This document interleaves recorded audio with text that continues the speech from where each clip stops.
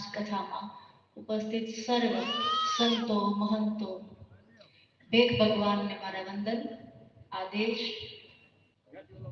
યોગી શ્રી કેશવનાથ બાપુના સાનિધ્યમાં એમના એક સુખદ વિચાર જગત કલ્યાણ માટે. આમ તો સાધુ જો કથાનું આયોજન રાખે તો આપ જે અહીંયા ઉપસ્થિત છો ને એ બધાના માટે, કેમ કે એના માટે તો એનો નિયત ભજન એનો ધૂણો કાફી હોય છે. આવા આયોજનો સંતો કરે ત્યારે તમારા બધાના કલ્યાણ માટે. બરાબર. તો પહેલા તો તમારા વતી છે કેશવનાથ બાપુના ધન્યવાદ કે એમના સાનિધ્યમાં આપણે આજ બધા ઉપસ્થિત થયા. એમના એક સારા વિચારને લીધે આજ આપણે આ બધું પ્રાપ્ત કરીએ છીએ. ઉપસ્થિત વ્યાસપીઠ પર બિરાજતા વ્યાસવક્તાજીને પણ વંદન પ્રણામ, અને ઉપસ્થિત શ્રોતાગણમાં બિરાજતા મારા શિવજીને પણ પ્રણામ. કથા કરવી અને કથા કહેવી આ પરંપરા સનાતન હિન્દુ ધર્મની પ્રાચીન છે. સનત કુમારો પણ કથા કહેતા અને સારા સારા રાજવી ઋષિઓ પણ કથા સાંભળતા. અને આ કથા આજથી નહીં, સદીઓથી ગવાતી આવે છે. અને હજી આ સૃષ્ટિ રહેશે ને ત્યાં સુધી આ કથા કરાતી જ રહેશે. રામાયણના વાર્તા બધાને ખબર છે. રામ હતા, દશરથના દીકરા હતા, 4 ભાઈઓ હતા. જનક રાજાની દીકરીઓ અને એમના લગ્ન થયા હતા. રાવણે સીતાજીનું હરણ કર્યું હતું. વાર્તા તો બધાને ખબર છે, પણ છતાંય વારંવાર શું કામ સાંભળીએ છીએ? અવારનવાર આ કથાનો રસપાન શું કામ? હર સમય જ્યારે આ જગતમાં જે પણ ખૂણામાં કોઈ પણ વ્યક્તિ આ કથાનું પઠન કરે છે અથવા કોઈ પણ શ્રોતા આ કથા સાંભળવા અને કથા કહેવાનો વારંવારનો લાભ માત્ર એટલો છે કે જેટલી વખત આ કથા સાંભળવામાં આવે છે ને એટલી વખત આપણને કંઈક નવું જ્ઞાન આપે છે. એટલે આ કથા ક્યારેય જૂની થતી જ નથી અને એટલે જ સદીઓથી ગવાતી આવે છે. રોજ ભગવદ્ ગીતાનું અધ્યયન કરો ને તો રોજ ગીતામાંથી કંઈક નવું જાણવા મળે. તો કથામાં આવનારો શ્રોતાગણ કેવો હોવો જોઈએ? જાગ્રત હોય તો તમને કથામાંથી કંઈક નવું મળશે ને, નતર તો આ વાર્તા તો બધાને ખબર જ છે. જાગ્રત શ્રોતા કંઈક ને કંઈક પ્રાપ્ત કરશે. શાસ્ત્રો તો એવું કહે છે કે કથાનો એક શબ્દ પણ જો કાને પડે તો જીવનના અઢળક પાપ ધોવાઈ જાય છે. એટલે પણ વ્યક્તિએ કથામાં પોતાનું તન મન ધન બધું વર્તમાનમાં અહીંયા ઉપસ્થિત રહી અને કથાનું રસપાન કરવું જોઈએ. એવી રીતે નહીં કે કથામાં અહીંયા બેઠા છીએ, મન ઘરમાં કામકાજમાં લાગેલું છે, વાડીના કામમાં લાગેલું છે, તો એવી કથા સાંભળવાનું કોઈ ફળ મળશે નહીં. બીજું સૌ કથા સાંભળવા આવશો, રોજ કથા સાંભળશો, પૂર્ણાહુતિ થાય ને જ્યારે કથાની, તો હર કથાના શ્રોતાએ કોઈ એક સંકલ્પ લેવો જરૂરી છે. નિયમ જેને કહેવાય કે ભાઈ આ મેં કથા સાંભળી મારા જીવનમાં. કેશવનાથ બાપુને અહીંયા જ્યારે કથા થઈ હતી ને, મેં આ એક કથા સાંભળી ને એમાંથી હું આ એક સંકલ્પ લઈને જાઉં છું. આ કથા મંડપમાં જ્યારે છેલ્લા દિવસે પૂર્ણાહુતિ કરીને બહાર નીકળો ને તો કોઈ એક સંકલ્પ લેજો. પછી ખાલી પાણી પીતા પહેલા રામ રામ બોલવાનો હોય તોય ભલે, બરાબર, કે રોજ ચકલાને મુઠ્ઠી ચણ નાખવાનો હોય તોય ભલે, પણ એવું એક નિસ્વાર્થ કામ, કૂતરાને રોજ રોટલો નાખીશ અને પછી ખાઈશ, ગાયને રોટલી દઈશ પછી જમીશ, આવો કોઈ એક નાનકડો યથાશક્તિ તમે જેનું પાલન કરી શકો એવો એક નિયમ લઈને જાજો. તો આ કથા જીવનભર તમારા જીવનમાં ઉતરીને રહેશે. કેમ કે એક સાધે સો સદે એક જાય. તો કોઈ એક નિયમ લેશો અને જીવનભર એનું પાલન કરશો ને તો એ ગૃહસ્થોના જીવનમાં તપસ્યા થઈ ગઈ. કેમ કે જ્યારે મોઢામાં બટકું નાખીશ ભગવાનનું નામ લેવાનું છે યાદ આવશે ને, બરાબર. તો આ કથા તમારા જીવનમાં ઉતરી જશે.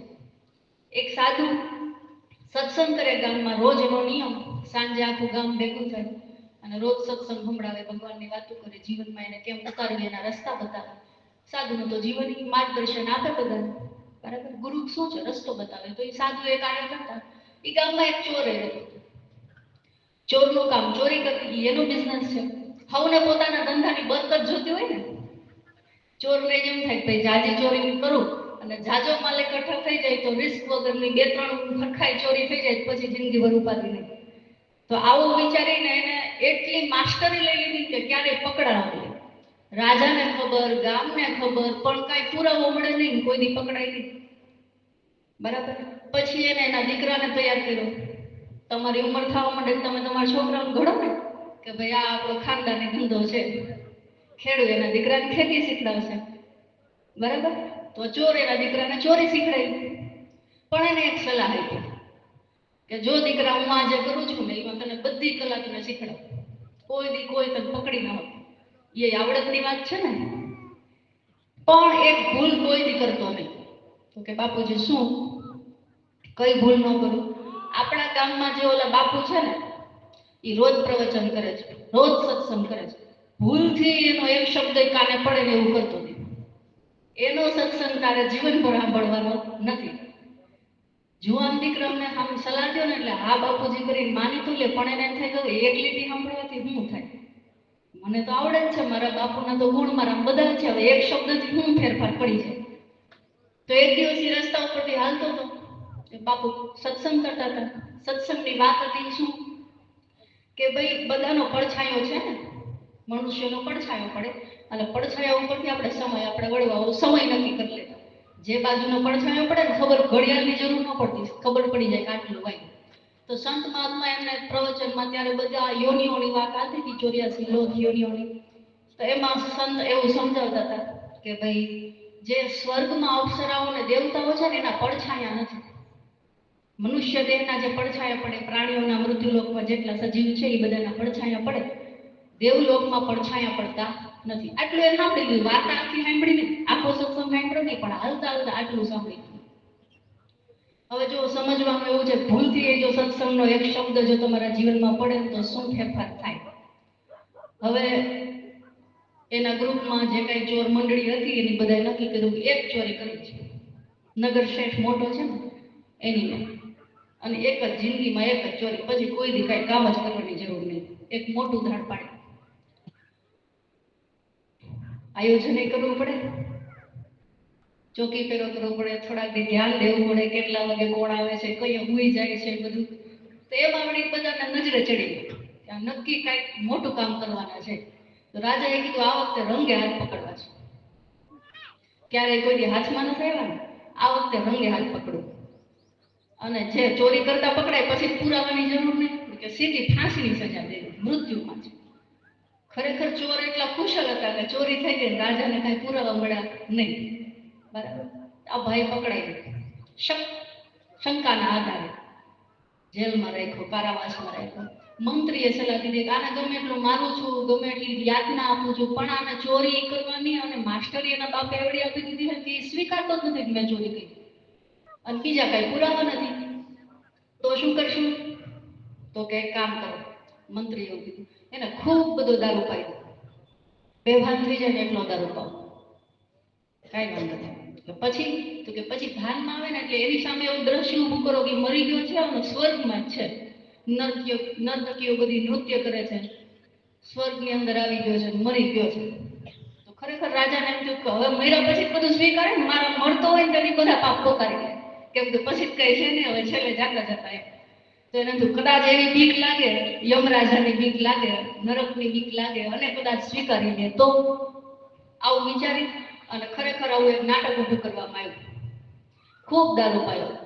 ભાઈ જયારે ભાનમાં આવ્યો ને તો એને એમ કહેવામાં આવ્યું કે તમે હવે દેહ તમારો ત્યાગ થઈ ગયો છે, તમે સ્વર્ગલોકમાં છો, તમારા પાપ પોકારી જાવ. તમે જિંદગીમાં જેટલા પાપ કર્યા છે ને જીવનમાં એ બધા અહીંયા યમરાજાને આગળ પોકારી લેશો, યમરાજાના દરબારમાં, તો તમને મોક્ષ મળશે ને અહીંથી સ્વર્ગે જવા દેશે. નતર તમારા બધા પાપ તમારે ભોગવવા પડશે, નરકની યાતના પીડાઓ સહન કરવી પડશે.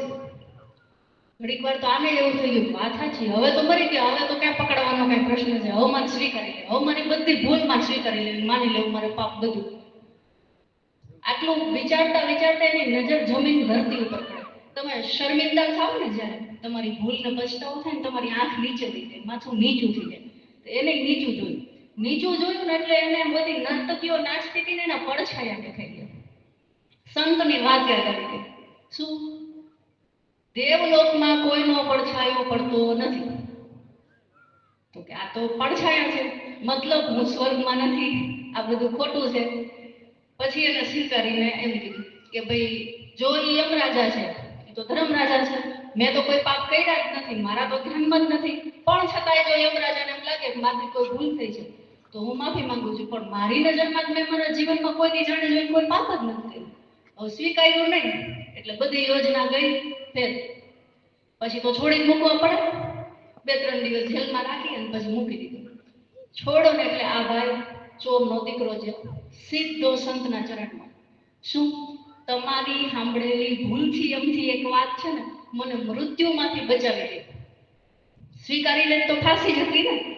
જો એક લીટી સાંભળવાથી મારા જીવનમાં આટલો પ્રભાવ પડી ગયો, તો જો હું કાયમ આ સત્સંગ સાંભળું તમારું તો હું જન્મ મૃત્યુમાંથી બચી જઈશ, આ ભવસાગરના ફેરામાંથી છૂટી જઈશ, ફરી ક્યારેય જન્મ નહીં લેવો પડે.